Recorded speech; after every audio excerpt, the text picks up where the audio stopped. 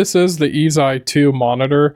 Now, this is another eye-friendly display. There is no backlight to this panel. It's just purely a reflective LCD.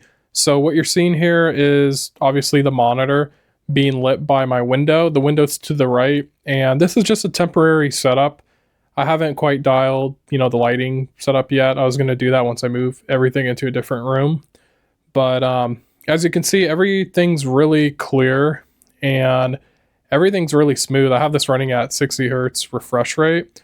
Now, I think they advertise it as 75 hertz. I know on Linux, it advertises 120 hertz, which I'll show you guys later. And, the colors obviously aren't like super vibrant. It's not supposed to compete with like an OLED or like a normal LED backlit display. Which, I mean, if you're after eye health, I don't think that's necessarily a bad thing. I think the colors are much softer and more relaxing to look at. It's not like you look at this thing and you feel overstimulated. Like it just feels natural and calm. Now, I normally use an e-ink display, so this is definitely, something newer to me. Obviously, they're both eye friendly and, they don't have backlights. So, yeah. As you can see, there's glare at this angle. Where I'm sitting at, I don't see any glare. So when you set this thing up, you pretty much just kind of want to play with, how you have it angled and, how you have it positioned on your desk. There's a kickstand on the back, so you can have it up higher or you could tilt it back kind of like how I'm doing. So this is just some random video I have playing on YouTube just to, give you guys an idea on how things look on it. And there is a menu on the side, which, I'll just go ahead and click on it. So you could change like different color settings and all. There's some preset ones. I have mine set to sRGB. I haven't really played with things much in the settings yet. But, the options are there if you want to dial anything further. Now I'm going to switch tabs. And this is obviously their website, which I'll have a link in the description. It will be an affiliate link just to help support the channel. But it looks like they have a sale going on right now. So it's $1,049. And, it's 19% reflectivity, which I think this is probably the highest for an RLCD monitor currently as of 2025.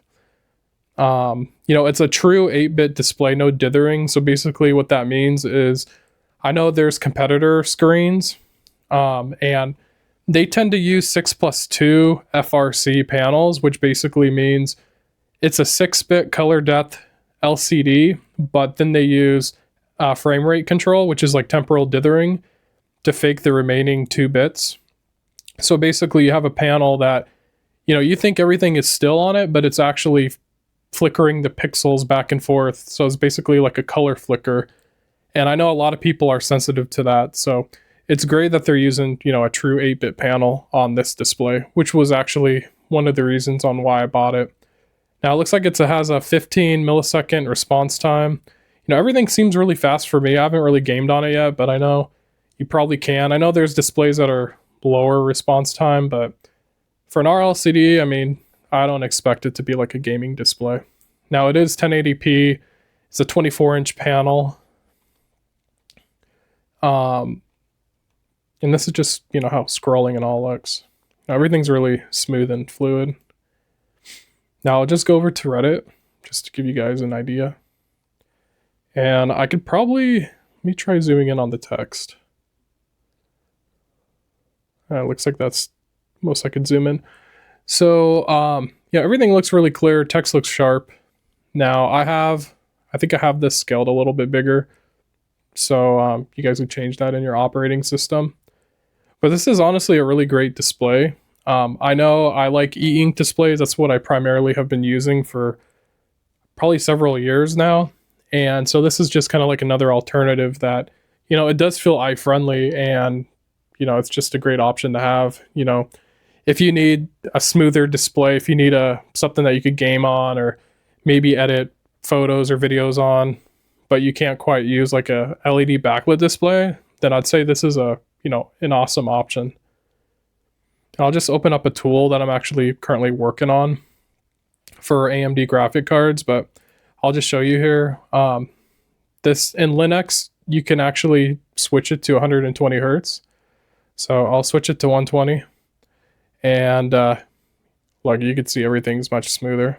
It looks like the resolution changed a little bit in the scaling. I'll just keep it at 60, but you know, it's a great panel. Now, what I really like about this panel, or I should say monitor, you know, it's really light, it's really thin, and it's really portable. The one that I got came with a bag, which, you know, you could just slide it in the bag. It has like handles on it. So you could take it with you, you know, if you're like traveling or whatever. And, you know, if you have a laptop or a computer that has a Type-C port, like I believe they call it like DisplayPort Alt, or, you know, just a Type-C port that can do video, you could basically power and connect, you know, the video data all through one cable. So you don't have to plug this thing into a wall like if you're using it with the laptop. So, you know, that's really convenient. You know, there is another port for power. So like if you're using the HDMI port that's also, you know, offered on this monitor, then you also need to use, you know, external power. But, you know, if you're using like a Thunderbolt cable, you know, you could do power and video all through one cable. But I have this, you know, set up HDMI currently. And, you know, for a desktop setup, I don't really mind plugging it into the wall. But, you know, if you want to take it somewhere, you know, it's really portable.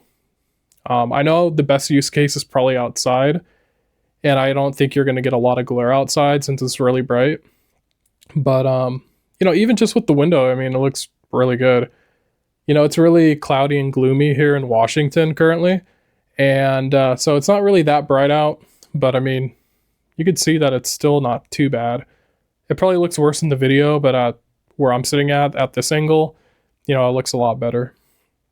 But this pretty much wraps it up. I'll probably do a comparison against, you know, e-ink and maybe color e-ink. Let me know in the comments if that's something you guys are interested in seeing. And, you know, thanks for watching my video, and don't forget to like and subscribe. Thanks.